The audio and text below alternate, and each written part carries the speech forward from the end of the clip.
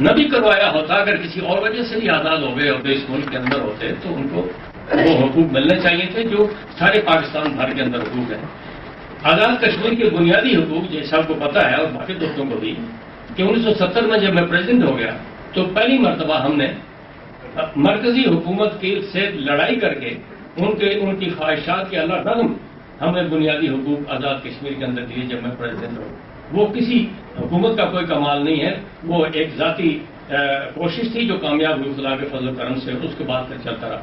تو گزارش کرنے کا مطلب یہ ہے، ہم سب کیونکہ اس ملک کے اندر رہتے ہیں تو ہمیں یہ بات غور کرنی چاہیے کہ پاکستان کے خلاف جو سازشیں ہیں کہیں ہم ان کا شکار تو نہیں ہو رہے ہیں، اور ایسا تو نہیں ہے کہ کہیں انہیں سازشوں کو ہم بھی ہوا دینے میں لگ پڑے ہیں۔ تو سازشیں مجھے معلوم ہے، کچھ معلوم ہے، کچھ معلوم نہیں ہے، بہت سازشیں معلوم۔ میں نے ضیاء الحق صاحب سے آخری سال میں معروف شریف کا وقت تھا تو میں نے کہا جن صاحب مجھے اطلاع ملی ہے کہ لندن میں ایک کانفرنس ہوئی ہے، ہمارے لوگوں نے کی ہے، باہر کے لوگ بھی تھے، اور 2 ارب روپیہ تقسیم کیا جا رہا ہے شیعہ سنی فساد کے لیے۔ تو جن صاحب بعض باتوں میں انہوں نے ایک بڑی یعنی لائٹ ہنسی ہنسے، اور مطلب یہ تھا کہ میں ایسی فضول بات کر رہا ہوں۔ تو میں نے کہا جن صاحب آپ مہربانی کر کے اس کو چیک کروا لیں، پتہ کروا لیں کہ جو بات میں کہہ رہا ہوں، مجھے تو جو لوگوں نے پیسے دیے تھے انہوں نے بتایا تھا کہ ہم نے یہ پیسے اس کام کے لیے پیسے لیے، میں تو سنی سنائی بات گپ شپ نہیں لگا رہا تھا۔ تو مہینے کے بعد میٹنگ ہوئی میری ان سے، تو کہنے لگا یار تمہاری بات صحیح تھی، یہ واقعی ایسا ہوا ہے۔ تو میں نے کہا جی میں گپ شپ نہیں کر رہا تھا، یعنی کتنی سازشیں ہیں مسلمانوں کو آپس میں لڑانے کی، علاقوں کو آپس میں لڑانے کی، زبانیں بولنے والوں کو آپس میں لڑانے کی، کتنی سازشیں اس ملک کے اندر غیر ملکی نے جو کر رکھی ہیں، اور اس میں ہماری بیوروکریسی، یہ جو پرائم منسٹر کے بھائی کا قتل ہوا ہے، کوئی سوچ سکتا ہے یہ بات کہ کل مجھ پر بہت گلا تھا کہ میں کوئی بدلے کے طور پر نہیں کہتا، اللہ معاف کرے، مجھے سچی بات ہے دلی صدمہ ہوا کہ اس وقت میرے کوئی رشتہ داری نہیں ہے، کوئی بھائی چارہ نہیں ہے، کوئی واقفیت نہیں ہے ان کے ساتھ، خاندان کے ساتھ، لیکن مجھے اس قتل پر دلی صدمہ ہوا۔ لیکن وہ کہتے تھے کہ آزاد کشمیر میں تمہاری حکومت تھی تو داندلی کس نے کی؟ اب اگر بھائی کا قتل نہ ہوتا، کوئی چھوٹی بات ہوتی تو میں ان سے پوچھتا کہ جی آپ کی حکومت تھی تو آپ کو بھائی کے کس نے قتل کیا؟ نہیں، اس ملک کے اندر کیا کچھ ہو رہا ہے، یہ سب چیزیں ہمارے پیش نظر، نوجوانوں کے، پڑھے لکھے لوگوں کے، اہل علم اہل دانش کے پیش نظر ہونا چاہیے۔ باقی لوگوں کو نہیں سمجھ آتی تو نہ سمجھ آئے، لیکن اور اس کی وجہ سے ہمیں یہ تفریق کرنا چاہیے کہ جو بات ہم کر رہے ہیں یہ پاکستان کے خلاف ہے یا کسی حکومت کے خلاف یا کسی نظام کے خلاف۔ میں تو اس بات کی بہت کوشش کرتا ہوں کہ اس بات کو لحاظ رکھوں کہ جو بات میں کہنا چاہتا ہوں حکومت کی وجہ سے یا کسی اور وجہ سے، تو کیا وہ پاکستان کے خلاف تو نہیں جا رہی۔ میں نے زی ٹی وی پر جو ڈیفینڈ کیا تو کسی حکومت کو نہیں ڈیفینڈ، میں نے پاکستان کو ڈیفینڈ کیا۔ میں آپ پسند کریں یا ناپسند، پاکستان میری مصلحت نہیں ہے، پاکستان میرے عقیدے کا حصہ ہے۔ اب وہ آپ کو ناپسند ہو تو ناپسند ہو، مجھے تو کوئی اس میں زور نہیں ہے، لیکن میں مصلحت کے لیے پاکستان کی بات نہیں کرتا، اس لیے میں نے پاکستان کو ڈیفینڈ کیا۔ میں نے کسی حکومت کو کی وجہ سے نہیں کیا، نہ میں حکومت کی وجہ سے ناراض ہوتا ہوں، پاکستان سے نہ راضی ہوتا ہوں۔ یہ میں اپنے تمام نوجوانوں کو کہنا چاہتا ہوں کہ اگر اس باریکی کا آپ خیال نہیں رکھیں گے تو آپ بالکل غلط پٹری پر چڑھ جائیں گے۔ اور تاریخ اٹھا کر دیکھیں، ہماری حالیہ قریب کی تاریخ اٹھا کر دیکھیں کہ جو لوگ کسی جائز ناراضگی کی وجہ سے غلط پٹری پر چڑھ کے پھر اتر نہیں سکے، واپسی کا آنے کا راستہ بند ہو گیا۔ اور مجھے ایک بہت بڑے آدمی نے جس کی وجہ سے پاکستان تقسیم ہوا، اس نے مجھے کہا کہ سردار قیوم اب ہمارے پاس واپس آنے کا راستہ کوئی نہیں ہے، اور اس کی حب وطنی میں، محب الوطنی میں کوئی فرق نہیں تھا میرے نقطہ نظر سے۔ تو یہ ایسا ہوتا ہے کئی دفعہ کہ تیزی میں، جذبات میں، جوانی میں لوگ ایسے فیصلے کر بیٹھتے ہیں کہ جہاں سے واپس آنے کا راستہ نہیں رہتا۔ تو اس لیے جو بات پاکستان کے مفاد ہے اس کو علیحدہ رکھیں، اور جو حکومتیں کرتی ہیں اس کو علیحدہ رکھیں۔ اگرچہ یہ بہت مشکل ہے، یہ بات لوگ حکومتوں کی وجہ سے ملک کو پہچانتے ہیں، لیکن ہمارے یہاں بدقسمتی یہ ہو گئی ہے، ناردرن ایریا میں جو کچھ ہوا، بیوروکریسی نے جو کچھ کیا، میں وثوق سے کہہ سکتا ہوں کہ یہ بیوروکریسی کو تو حکومت کرنے کے لیے جگہ چاہیے۔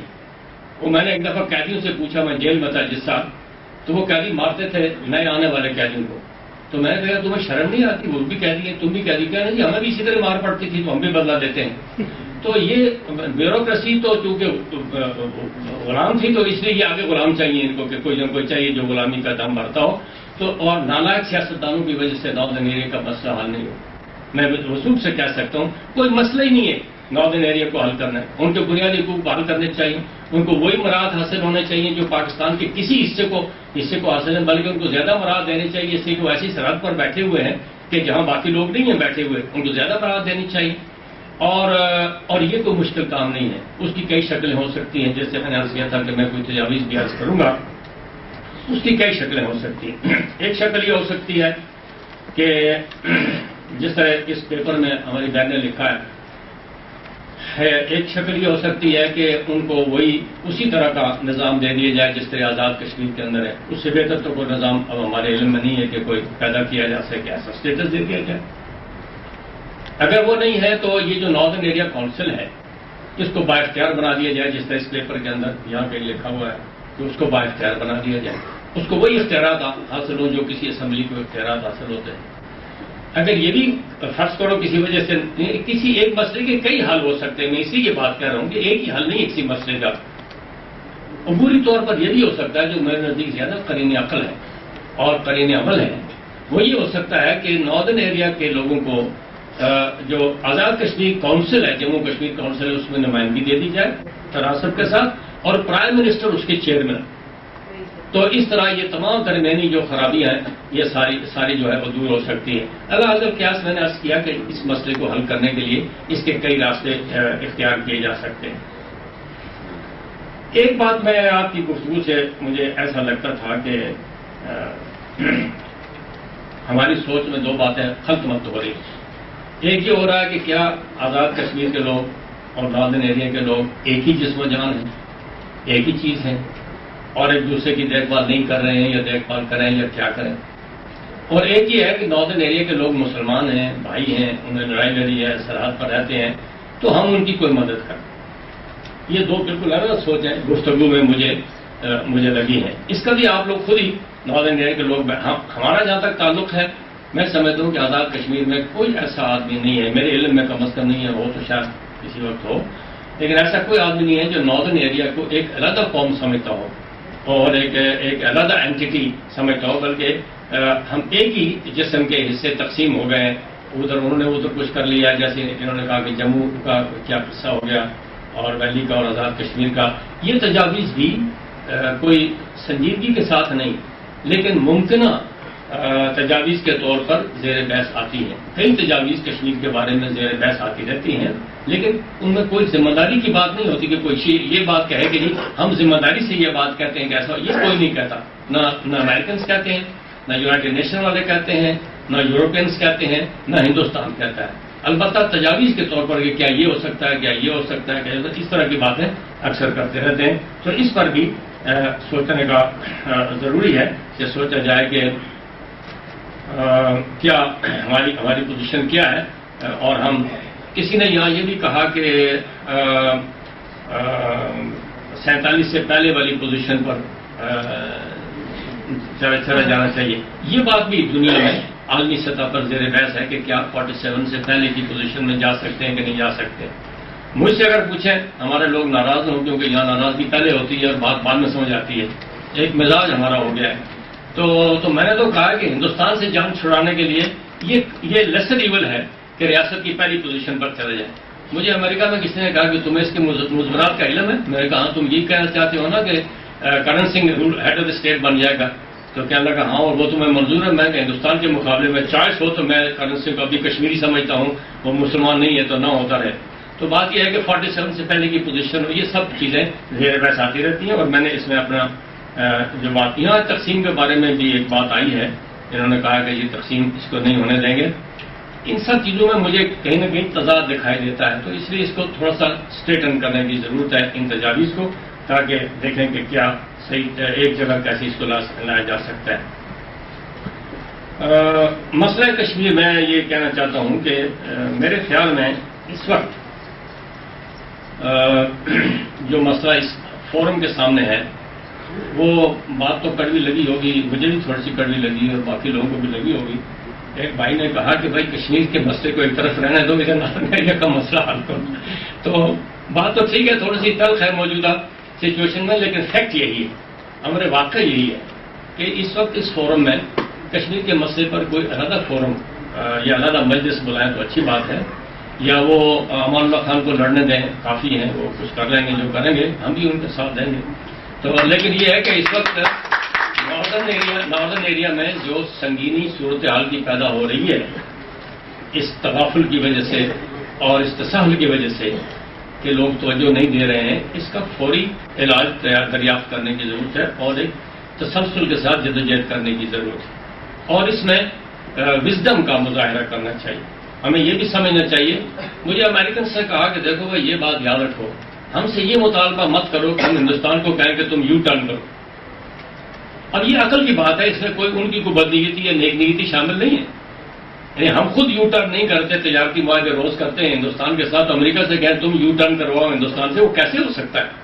تو اس لیے بعض چیزیں ایسی ہیں جو بالکل واقعاتی ہیں اور ان کو واقعات کی روشنی میں دیکھنا چاہیے کہ ہم درجہ بدرجہ کیا بات کر سکتے ہیں، کیا چیز پہلے کرنی چاہیے، کیا بعد میں کرنا چاہیے.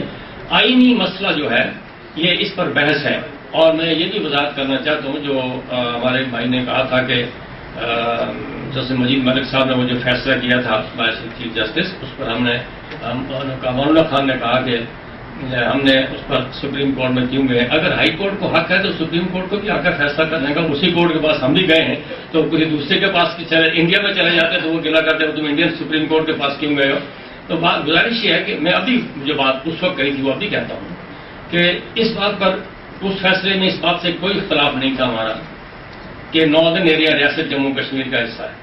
جس بات سے اختلاف تھا وہ اپنی کمزوری کی وجہ سے، اور وہ یہ تھا کہ جج صاحب نے حکم دے دیا تھا کہ ہم ناردرن ایریا پر قبضہ کر لیں، تو ہم قبضہ نہیں کر سکتے. ناردرن ایریا پر کوئی قبضہ کر سکتا نہیں ہے. سچی بات یہ میں چھلانگ لگا دیتا اور جنگ چھیڑ دیتا پاکستان کے ساتھ جا کے تو جنگ کرنے والی بات ہو جاتی. اور یہ آج کی بات نہیں ہے کہ میں آج عمر کی حصے میں کہہ رہا ہوں.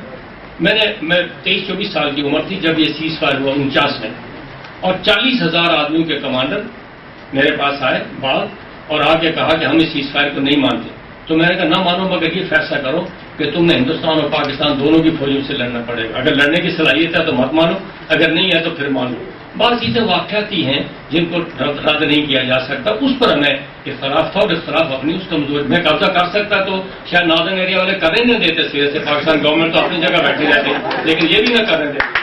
تو اس لیے ایسی پریکٹیکل مشکلات کی وجہ سے یہ تھوڑی سی وضاحت میں چاہتا تھا کہ امان اللہ خان جو چونکہ خود دونوں طرف لیڈنگ کا دعویٰ کرتے ہیں جیسے ان کو تو قبضہ کرنا ہوتا تو شاید کر ہی لیتے اسی بہانے سے. لیکن مجھے آزاد کشمیر کے رہنے والے کو شاید کسی نے نہ کرنے دینا. کراچی کا جو معاہدہ ہے اس میں دستخط کرنے والے 3 فریق، ایک آزاد کشمیر کی گورنمنٹ، ایک حکومت پاکستان اور ایک مسلم کانفرنس کے نمائندے کے طور پر چودھری غلام عباس صاحب. چودھری غلام عباس صاحب کا اپنے قلم سے لکھا ہوا اس پر موجود ہے کہ میں اس معاہدے میں مسلم کانفرنس کی حد تک متفق ہوں. جی ہاں، جہاں تک مسلم کانفرنس کا تعلق ہے میں وہاں تک متفق ہوں. اس معاہدے میں باقی لوگ شریک نہیں تھے، لیکن اس کے باوجود چونکہ حکومت پاکستان کے ساتھ معاہدہ تھا تو اس کا بھی علاج کرنے کے لیے کوئی طریقہ، کوئی راستہ جیسے میں نے عرض کیا اگر وہ ہو جائے تو ہمارے لیے بہت آسانی ہو جائے گی کہ کونسل میں نمائندگی مل جائے. ایک یہ بھی گزارش کروں میں کہ یہ بھی تجویز ہے کہ یہاں مشکور بٹ یا کسی دوست نے کہا کہ اسی میٹنگ پر اکتفا نہیں کرنا چاہیے کہ یہ میٹنگ ہو گئی تو اب سارے مسئلے حل ہو جائیں گے خود، بلکہ اس کا تسلسل جاری رکھنا چاہیے. جس شکل میں بھی ہو، جس شیپ میں بھی ہو، اس کو جاری رکھنا چاہیے. کمیٹی بڑے شوق سے آپ بناتے ہیں لیکن کمیٹیوں کا ہمارا زندگی بھر کا تجربہ یہ ہے کہ وہ کوئی لمبے عرصے تک نہیں چلتی ہیں اور بیچ میں پھیل جاتی ہیں کسی نہ کسی وجہ سے، سوائز کے کہ ان کو گورنمنٹ کی کوئی بیکنگ حاصل ہو تو آپ ضرور وہ بنا دیں، مگر اس تسلسل کو قائم رکھیں. تعصبات کی بات کی گئی ہے. تعصبات کو دور کرنے کی جب ہم بات کرتے ہیں تو ایک غلط فہمی پیدا ہو جاتی ہے، اس کو بھی میں چاہتا ہوں کہ واضح کروں. غلط فہمی یہ ہو جاتی ہے کہ نہ شیعہ رہے، نہ سنی رہے، نہ دیامر والا رہے، نہ گلگتی رہے، نہ شیعہ بولنے والا رہے. یہ نہیں ہو سکتا، یہ کبھی سوچنا ہی نہیں چاہیے. البتہ یہ ہے کہ جو ہم ایک دوسرے کی مخالفت کرتے ہیں، جو بلا وجہ کرتے ہیں، جس کا کوئی سبب نہیں، مثلا شیعہ اپنے حق میں بات کرے اس کا حق ہے جو مرضی کرے، سنی اپنے حق میں جو مرضی ہے بات کرے، لیکن سننے کو سننے کی بات آتی نہیں ہے پوری. شیعہ کو شیعہ کی بات پوجنی آتی ہے لیکن دوسرے کی باتیں اس کے خلاف ضرور کرتے ہیں. یہی کبیروں کا حال ہے, یہی زبانوں کا حال ہے, یہی علاقوں کا حال ہے کہ اپنے مفاد کی باتیں کم کرتے ہیں, دوسروں کے خلاف باتیں, اس سے جھگڑا پیدا ہو. اپنے حق میں بات کریں, کوئی جھگڑا نہیں کرے, سب کو آزادی اپنے حق میں بات کریں. تو ان تعصبات کو اگر کم کیا جائے اور اتحاد پیدا کیا جائے. اتحاد کا لفظ بہت مشکل ہے لیکن جس کی مثال بہت اچھی طارق نے دی ہے کہ کسی ایک نقطے پر, کسی کامن قدر مشترک پر اتفاق کر لیا جائے تو اس سے ہمارے مسائل حل کرنے میں بہت حد تک خدا کے فضل و کرم سے مدد ملے گی. نیا معاہدہ کرنے کی بات آپ نے کی ہے. ایک بات میں آپ سے یہ عرض کرنا چاہتا ہوں کہ اس کانفرنس میں یہ بھی سوچنا ہے کہ آیا کوئی آپ فیصلہ کریں گے یا آپ کوئی تجاویز فلوٹ کریں گے, کیونکہ یہ مسئلہ اتنا الجھا ہوا ہے کہ اس کو فیصلے کی شکل اگر آپ دیں گے تو ممکن ہے آپ میں سے کل 4 آدمی اٹھ کے کہیں گے یہاں اس فیصلے کو نہیں مانتے. ہمارا یہ مزاج بھی یہی. تو اس لیے اس کو ایک تجاویز کے طور پر 2 3 4 تجاویز مرتب کریں اور اس کو اپنے دانشوروں میں, اپنے لوگوں میں, سیاستدانوں میں, کونسل میں فلوٹ کریں. آزاد کشمیر میں ذمہ دار جماعتوں کے جو نمائندے ان کو بھیجیں کہ ان کی کیا رائے ہے اس پر, اور پھر ایک میٹنگ اور بلائیں, 2 مہینے کا وقت دے کے 2 مہینے کا وقت دے کر پھر ایسی ایک میٹنگ بلائیں اور وہ میٹنگ بلا کر تو آپ ان تجاویز کو ایک آخری شکل, متفقہ آخری شکل دینے کی کوشش کریں. تھوڑا سا صبر آزما ہے, اس میں جلدی کرنے کی بھی بات نہیں ہے کیونککہ فوراً کوئی مسئلہ حل ہونا نہیں ہے, تھوڑا سا وقت لگے گا اس میں ایکسرسائز کرنے میں.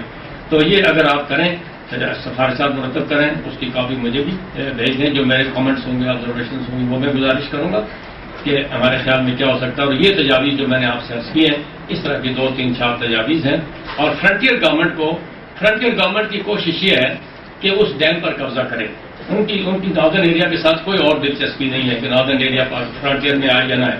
ان کو بادشاہ ڈیم پر قبضہ کرنا ہے اور وہ ہر سال گرمی میں اپنی کنسٹیبلری وہاں بھیج دیتے ہیں اور سردی میں وہ برف پڑتی ہے تو شال اٹھا کے لے جاتے ہیں. تو یہ قبضہ کرنے والا کام بہت غلط ہے. ابھی تو منگلا ڈیم کی رائلٹی ہمیں نہیں ملی ہے, اسی پر جھگڑا چل رہا ہے. تو ایک اور ڈیم بنا کے تو اس پر جب جھگڑا کھڑا ہو جائے گا تو اس سارا فساد کی نظر ہو جائے گا سارا ملک. تو اس لیے میں ان سے بھی ادب سے گزارش کرتا ہوں کہ اس قسم کی فضول باتیں مت کریں.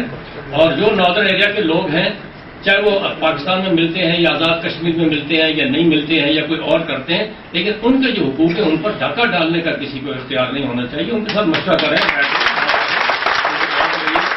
اور ہمارے ساتھ منگلا ڈیم کی رائلٹی بھی سیٹل کریں تاکہ ان کو بھی اطمینان ہو کہ وہ بھی ان کو بھی رائلٹی ملے گی اور ان کا مفاد ان کو بھی پہنچے گا.